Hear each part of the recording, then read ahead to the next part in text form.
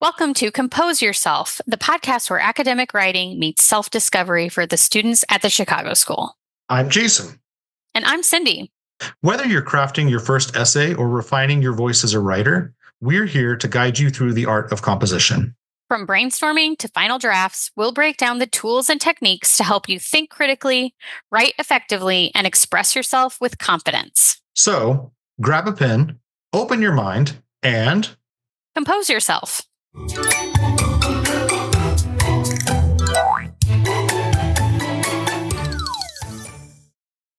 Well, welcome to the Module 5 podcast. In this week, we're going to be talking about how we can take the tools we've been practicing in this course and move them sort of into the new academic writing space. And then we're going to think about the rhetorical situation around academic writing, and then we're going to go into a little bit about why autoethnography belongs in academic writing. So the first thing we want to really talk about this week is this moving into this new rhetorical situation. So there are a lot of times in academic spaces where you're going to take information that you maybe already written about in a paper, let's say, and sort of transform it for a new audience and context. One of the ways I think about this, other than the usual, like you're doing a poster presentation or you're doing a speech, like in many classes, you'll have to take something that you've written and put it into, say, PowerPoint slides and be ready to present it. One thing I think about is when I think about personal narrative versus the kind of narrative writing that you have to do in the social sciences. So I see this a lot in case studies. So a lot of times you'll have to present like the story of how someone presented the story of their life in some ways, and then you're going to move from there to talking about your diagnosis or your treatment, or you're going to talk about, what profile you're going to give this person, whatever it is. You're going to be giving a narrative of their life essentially, and then turning that into a more clinical writing situation. So learning to respond to new rhetorical situations, and we've talked about this in previous videos of how this applies to like responding to the rhetorical situation in other coursework. But just looking ahead at your future career, you're still going to always be responding to new rhetorical situations, right? So every time we think about this too in this sort of as an academic discourse community. And we've talked about this in an earlier podcast as well, but thinking about the academic discourse community is just remembering that our students share this community together. They are considered scholars now because they share common goals. Their goal is to get this degree and to go through their program to, maybe matriculate to a higher degree program, whatever it is. But they have these shared goals. They have a shared language. We're using APA in your discipline. You might have a shared jargon that you use, like particular vocabulary that's specific to your discipline. All of those things sort of happen in your new academic discourse community. But some things will stay the same. You're still going to need to be able to tell a story of how something happened, and you're still going to be making arguments. So a lot of times students think, well, outside of composition class or like, a speech class, I'm not really making an argument. We touched on this in the last video about how responding and like looking at rhetorical elements is making an argument. And argumentation continues through academic writing. So you're still going to be stating to your reader that something's important and supporting that with evidence, because academic discourse really, really focuses on high quality evidence. So that's one of the things I think about. It's like you're still going to be arguing, you're still going to make a thesis statement that takes a position on something, and you're going to need to support it with evidence. Jason, when you think about academic writing and that sort of academic discourse community, what are some of the expectations that you think are present for academic writing? I think my mind instantly jumps to logos. That an academic discourse community expects really rigid and solid appeals to logic. And so whether that's, all of your topic sentences are linked back to your thesis, or you're making kind of that chain of logic that we talked about earlier, you're making the clear connection between A and B, B and C, C and D. It also means avoiding logical fallacies, which we'll talk about more in composition 2. But that just means that there's not some kind of like fault in your reasoning. Yeah, definitely the quality of your evidence. So you are not using an image that somebody posted on Facebook. That is not a Yeah. high quality source. So I really think about that. I think about just how heavily logical and reason-based academic writing is, which is very different than other forms of writing. Like I would not enjoy a work of fiction that was very heavily logically based, right? Right. Like I want those enjoyable emotional moments. Not so in academia. That's totally correct. Like, I think everything, the points that you're making really point to what I see a lot in students is like this feeling that in order to begin writing this way and focusing more this way and thinking about those, bringing in that evidence, they start to feel like they're acting like someone else. Like maybe this doesn't come as naturally, right? As like maybe writing a narrative about their own life does. And I think that this plays into the whole idea of imposter syndrome. And I wanted to talk about this a little bit because most students at some point experience this feeling of like imposter syndrome. Like, I don't know what I should know. There are expectations of me that I'm not going to be able to meet. I'm not ready. What right do I have to talk about? Whatever, however, that voice, that critic comes out in your mind, I think it's always there for students. And I think that when they begin to try to write in academic spaces, they begin to feel like very much imposters. And that drives some students to then use, like, say, generative AI tools that help them feel like they sound smarter, that maybe it's better. And I think we've talked in previous podcasts about how that really sort of backfires because then their voice is gone. Right, right. Um, but I think that it does happen to most students. I certainly did feel that way myself. I was in high school always very good at English. I wrote, obviously I majored in English and I felt like a good writer. I felt like a strong writer. I go to my first college course in writing. I don't think it was in like composition. I think it was in a literature class. And I wrote my first paper and I was really proud of it. And I turned it in and the instructor just like was a savage on it. Like totally ravaged the whole thing. Oh, And it was red ink. This was back when they had red ink pens and you had to hand your paper in paper. And it was just bleeding. And I was horrified. I felt like, what am I doing? I need to pick a different major. I'm so bad at this. Like, who lied to me, and told me I right, was good right. at this? And I had to work through that. It was really difficult. And that instructor continued to hound me through my entire program to the very end. And you're going to run into that situation, right? Like the way I wrote just didn't jive for that person, and it did for others. What was your experience when you started college? Did you run into any of those situations where you felt like, wow, I'm an imposter? Um, Kind of similar to yours. I started college as a philosophy major. And I remember our first big paper. We were doing just an overview of Western philosophy, and I had to make logical connections between the metaphysics and ontology of Spinoza, and his ethics, which we were reading. And I had taken down notes, and defined what those terms were. But when it came time for me to start writing about it, it all collapsed. I had no idea what I was studying. I felt way in over my head. The terms and ideas seemed foreign.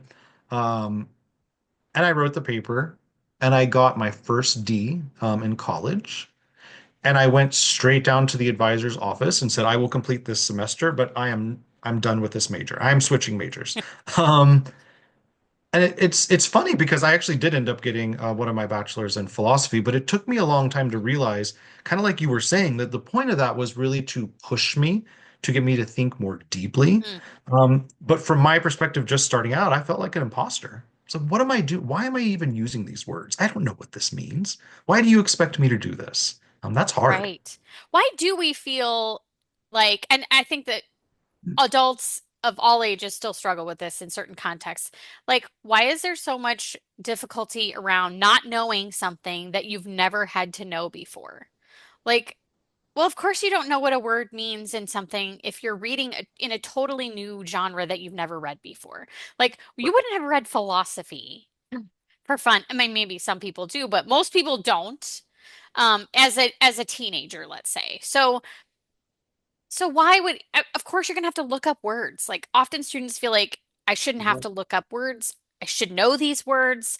It's no. I mean, having to read a book with the dictionary app open on your phone, totally Yep. normal in an academic space. I still have to use that. Often when I read scholarly articles, if especially if they're not necessarily my discipline, I'm going to have to use my dictionary. I'm not going to know what some of the words mean. And I think it's important for students to know that their instructors know that they're in the process, right? Like we don't expect Right. them to Right. write a freshman in college or a first year college to write like it's your final semester. You're going to develop through that whole time. And that's why I think autoethnography is such a great assignment for this course because we're kind of moving away from just doing narrative. Not that narrative isn't a skill that you really need to have, but students tend to feel more comfortable with that, to writing more evidence-based pieces. So I feel like autoethnography is a really good sort of transitional assignment. So autoethnography just means using your own personal experiences as evidence for analysis of some chosen cultural group, right? So Right. it has this sort of space where it exists in this third space, sort of between a narrative and a research based project. So, Mhm. what do you think is most important to understand about autoethnography as it exists in social science work? Interesting. Again, we usually cover this more in composition too, but there are two major forms of evidence. Qualitative, so that's like that quality, that thing that can't be put into numbers, and quantitative. And quantitative, you're very familiar with. That's the math, the numbers, the statistics. Anything that you can take. You can like a Likert scale on a scale of 1 to 5. How much do you appreciate? Um, so I think autoethnography is interesting because it is more that qualitative. It is taking those, like you said, those personal experiences as evidence. Mm, But the biggest difference is that, if I were to tell a story to a friend, I am going to be a lot more casual, a lot more informal. That's the rhetorical situation. But now that I am using my own experience as qualitative evidence in an academic way, you kind of have to, it's almost like taking a mirror. And for me, I'd put like a little beard and a mustache on the mirror, and I would look at myself I'm reflecting upon myself from the perspective of an academic. hmm So I'm not going to use more informal language. You're analyzing yourself. You are looking at this like any other piece of evidence. You are looking at this evidence and saying, what is happening? Um, why is it happening? And how can I use this evidence as support to Mm. demonstrate my thesis? So you're going So it's from kind of like weird. It's you're kind of going from storyteller to meaning maker in a way. right, right. I love that. So you go from just telling this is what happened in my life or whatever to what meaning does it have? What does that mean about not just me, but like other people who share this experience or in this group with me, whatever that identification might be. And it's sort of like writing that new into that qualitative evidence of some conclusion. Like it means something, and you're essentially making meaning out of it. And I think that I really love Gretchen Rubin. She's a writer and a podcaster, and she says that something she found out in adulthood was that she was not that different from other people, but the ways that she was different were really important. And I think that this is interesting in the context of autoethnography because that's essentially what you're saying. It's like the experiences that I've had have been shared by other people and they mean something. And what you're bringing that individual perspective, the way that you make meaning out of something and that you support that meaning with evidence and you show why you think that that is essential to this group might be different than the way someone else might do it. And that's what makes our work important, right? Like Right, right. as writers and academic writers, when you bring evidence in to support a thesis, it's totally unique. It's not going to be the same that anybody else would do it because the ways that you're different from other writers are really important. They really bring something unique to that experience. Did you have any final thoughts about autoethnography or how you think that really plays into writers? How our academic writing is going to come together for that project specifically? I can think of two things in particular. The first one I want to build upon what you said. We're gonna talk a little bit more about it next time. But, is this idea that also academic writing and research and academic work doesn't exist in a vacuum, right? It doesn't just get published and then you throw it in the closet and you never look at it again. So even though you're not going to be publishing your autoethnography, you want to begin thinking like an academic and imagine that somebody else who is studying this culture or group might be reading your work and see it as part of evidence for their own writing. Hmm. So there is this web of connections in academia. And the second thing is, I would really recommend that everybody go and look back at the feedback and the process you did for your narrative. Because there's kind of a connection there, right? Like, I think if you compare the first assignment sheet to this assignment sheet, you'll see that it kind of primed you and Hmm. prepared you for this. So that feedback might be valuable. Your brainstorming document, maybe there's something you didn't want to include in that first narrative, but it may take new meaning in this one. So I would recommend going back, take a look and see what you've done. Those are great tips, especially like looking back at your own notes.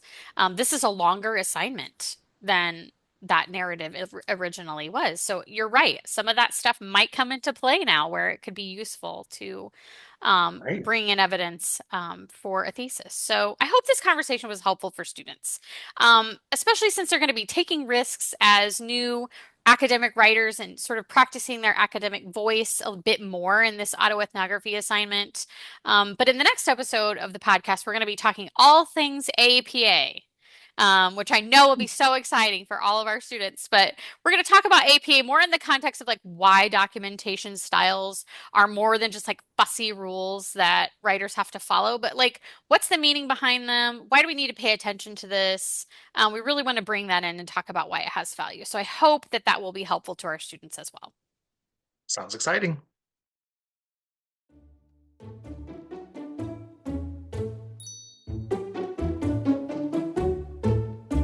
Thanks for joining us on this episode of Compose Yourself. Remember, writing is a process, and every word you write brings you closer to becoming the writer you want to be. We hope you enjoyed today's discussion and that it makes clearer the topics you're exploring in this course. If you have any questions or comments, please reach out to your instructor. Until next time, keep thinking critically And always compose yourself.